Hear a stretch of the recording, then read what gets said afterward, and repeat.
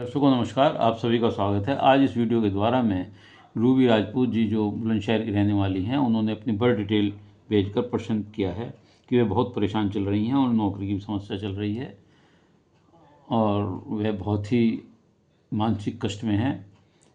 तो उन्होंने कहा है कि मेरी गवर्नमेंट जॉब के या जॉब के बारे में बताइएगा, क्या स्थिति रहेगी।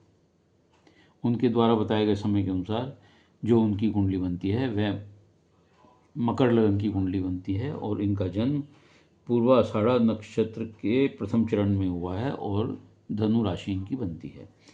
ग्रह स्थिति कुंडली में इस प्रकार है। दूसरे भाव में गुरु हैं, चौथे भाव में राहु हैं, छठे भाव में सूर्य हैं, सप्तम भाव में बुध शुक्र हैं और दसम भाव में केतु हैं, 11वें भाव में शनि हैं तथा 12वें भाव में मंगल चंद्रमा। ये आपके ग्रहों की स्थिति है। लग्नेश शनि हैं, इनके मकर राशि के स्वामी शनि होते हैं जो कि अपने से 11वें भाव में बैठे हुए हैं और यहाँ से ये बैठकर पंचम भाव को देखते हैं, लगन को देखते हैं, 8, 9, 10 और अष्टम भाव को देखते हैं। शनि 11वें भाव में जब बैठते हैं तो अमूमन ये अच्छा फल देते हैं, व्यक्ति को अनुशासित बनाते हैं, सकारात्मक बनाते हैं, पॉजिटिव सोच देते हैं, आर्थिक लाभ देते हैं, मित्र संबंधियों से अच्छे संबंध देते हैं, कड़ी मेहनत कराते हैं और उससे लक्ष्य की प्राप्ति होती है इन्हें, और देर से होती है। लक्ष्य की प्राप्ति थोड़ी सी देर से होती है, जैसा कि आपकी एज भी इस समय ये हो रही है और आप परेशान हैं तो लक्ष्य की प्राप्ति थोड़ी सी देर से कराते हैं क्योंकि शनि की गति बहुत धीमी होती है। ये दयालु होते हैं, मधुर वाणी होती है इनकी, संतोषी जीव होते हैं। शनि के कारण फंसा हुआ धन, मरा हुआ पैसा, गुप्त धन, अज्ञात धन जिसकी आपकी उम्मीद भी ना हो, ऐसा धन आपको अचानक अनएक्सपेक्टेडली मिल जाता है। आप सिर्फ मेहनती नहीं होते बल्कि स्मार्ट वर्क करने वाले होते हैं। बुजुर्गों, पीड़ितों और कमज़ोर वर्ग के लोगों की मदद करें तो और अधिक लाभ होगा। संतान भी ऐसे लोगों की कुछ विलम्ब से होती है। देखिए, आपने जो परेशानी की बात बताई कि परेशान है इसमें, निश्चित तौर से, क्योंकि आपको वर्तमान में मंगल की महादशा चल रही है जो 25/11/26 तक रहेगी, तो इसलिए स्वाभाविक है कि मंगल 12वें भाव में बैठ करके थोड़ा सा अच्छा फल नहीं देते और इस वजह से आप में जो परेशानी महसूस कर रही हैं वो स्वाभाविक है। दूसरे भाव में गुरु हैं जो 12वें भाव के और तीसरे भाव के स्वामी होकर के धन स्थान में बैठे हुए हैं, कुटुंब स्थान में बैठे हुए हैं। गुरु के कारण, दूसरे भाव में बैठने के कारण चेहरे पर तेज और विद्युता स्पष्ट दिखाई देती है ऐसे लोगों के। लेकिन बालों की समस्या, दांतों की समस्या, आँख की कुछ समस्या आपको परेशान कर सकती है। मधुर वाणी होती है, धनवान होते हैं ऐसे लोग, बुद्धिमान होते हैं, आकर्षित करने वाले होते हैं। यात्राएं दूर की और पास की दोनों तरह की ये देते हैं। आपका समय जो परेशानी का है वो ख़त्म होने जा रहा है। आपकी कुंडली बहुत अच्छी है, आप निश्चिंत तौर से रहें कि भविष्य आपका अच्छा है। राहु चौथे भाव में बैठे हुए हैं, मंगल के घर में, मंगल के तरह काम करेंगे और ये संपत्ति का घर है, वाहन का घर है। तो लेकिन यहाँ राहु बैठे हुए हैं तो राहु यहाँ पर बैठ कर के कुछ थोड़ी बहुत परेशानी तो ज़रूर बनाते हैं, आपको मंगली भी बनाते हैं 12वें भाव में, और इसमें बैठकर आपकी कुंडली मंगली कुंडली हो जाती है।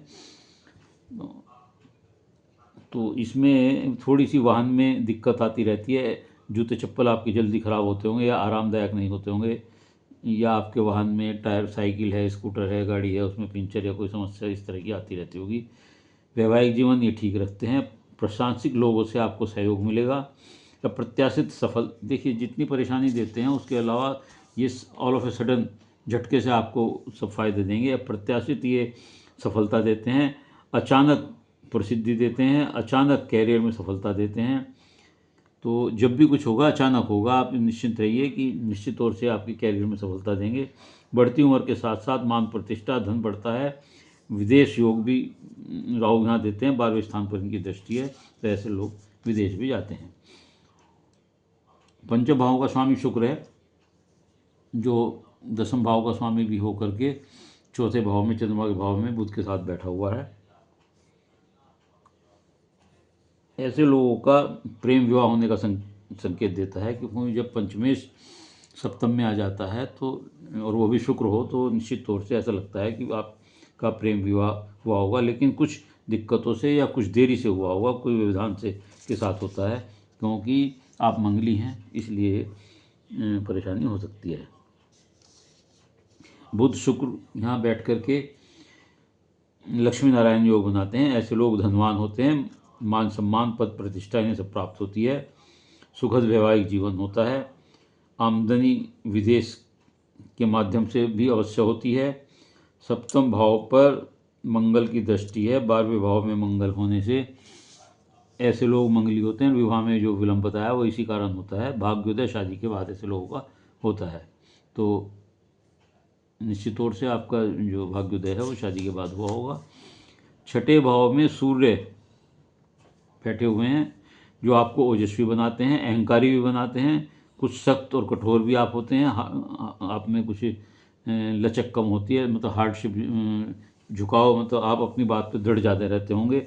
सरकारी क्षेत्र से आपको लाभ होगा, उच्च पद प्राप्ति कर सकते हैं आप। ज़रूरतमंदों की मदद करने वाले होते हैं। चिकित्सा क्षेत्र में, शिक्षा क्षेत्र में, कंप्यूटर क्षेत्र में, फैशन टेक्नोलॉजी में, राजनीतिक क्षेत्र में, कानून के क्षेत्र में, नौकरी में, प्रबंधक क्षेत्र में, इस तरह के कार्यों में आपको नौकरी मिलने के ज़्यादा योग हैं। शत्रु आपका कुछ नहीं बिगाड़ सकते। जहाँ सूर्य छठे बैठे हों, आँख की और बीपी की परेशानी आपको भविष्य में हो सकती है। भाग्येश बुध हैं, जो कि आपके सप्तम भाव में बैठे हुए हैं, तो ये जो बुध भाग्य स्थान के जो स्वामी होते हैं, तो ये 32वें साल में भाग्य देते हैं। विवाह के बाद भाग्योदय होता है। धनी और शिक्षाविद होते हैं ऐसे लोग। 7वें भाव में जो केतु बैठा हुआ है, वैवाहिक जीवन में कुछ परेशानियां देता है, विवाह में देरी कराता है, कैरियर में भी देरी कराता है। जो आपके कैरियर नौकरी की समस्या है, ये कभी कभी किसी मुकदमे की वजह से या किसी और झंझटों की वजह से, रिजल्ट रुकने की वजह से, इस तरह के कारण पैदा हो जाते हैं, तो ये सब केतु देते हैं। आप दूसरे के चरित्र पर जल्दी संदेह करने लगते हैं। ये केतु यहाँ तनाव देता है, आर्थिक उतार चढ़ाव भी देता है। उपाय ये है कि जो आपकी नौकरी में या इसमें दिक्कत आ रही है, आप केतु का उपाय करें। केतु के लिए आप गणेश जी की पूजा करें, उन पर धूपड़ा चढ़ाएं, इस मंदिर में पताका चढ़ाएं, इससे आपको निश्चित तौर से लाभ होगा।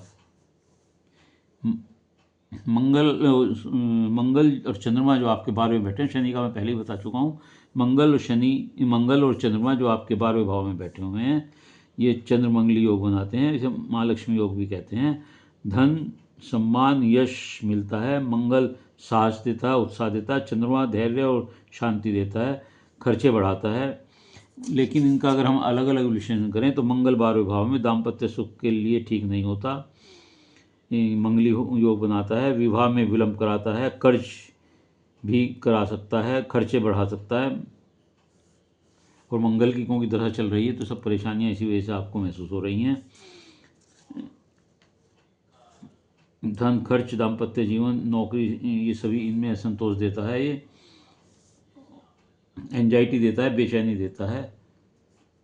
चंद्रमा 12वें अगर अलग इसका हिसाब हम देखें, बैठने का फल जो होता है, ये कभी कभी डिप्रेशन दे देता है और आर्थिक स्थिति में भी कमजोरी ला देता है और कफ रोग भी देता है ये। तो इनका अलग अलग फल अलग है और युक्ति के साथ इनका फल अलग है। तो इस तरह से मंगल की जो महादशा आपको चल रही 12वें भाव की, खर्चे के भाव की, परेशानियों के भाव की, वह 25/11/26 को ख़त्म हो जाएगी। तथा राहु की महादशा शुरू होगी, जो राहु आपके लिए बड़े यहाँ अच्छा फल देने वाले हैं। ये घर से दूर ले जाते हैं यहाँ से, और ज़मीन, मकान, वाहन लाभ देंगे, लेकिन मातृभूमि से दूर, यानी कि विदेश जाने की संभावना होगी। आपके जिस स्टेट में रहते हैं उस स्टेट से दूसरे स्टेट में अवश्य जाएंगी। प्रशासनिक लोगों का सहयोग मिलेगा। नौकरी व साझेदारी से आपको लाभ होगा। इस प्रकार 40 वर्ष से आपका भाग्योदय शुरू होगा, उसमें नौकरी या नौकरी से संबंधित जो भी व्यवधान आ रहे हैं आपकी गवर्नमेंट की, चाहे वो मुकदमा है, रिजल्ट लेट देरी से है, या वैकेंसीज़ की कोई किसी और प्रकार की कोई दिक्कत चल रही है, तो वह सब जो मैंने उपाय बताए कराने से ठीक होंगे।